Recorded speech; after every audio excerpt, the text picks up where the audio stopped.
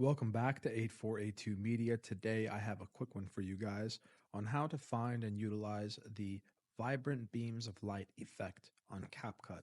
So initially what you're going to want to do is go up to Media, click and drag your clip to the timeline.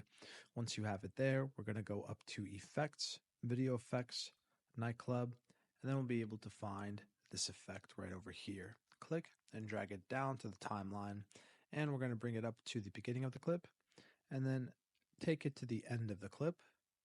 And we can also mess with these special effects like the blur, the color, the strength, glow, range, speed, and vertical, and also add keyframes to it. So let's check it out.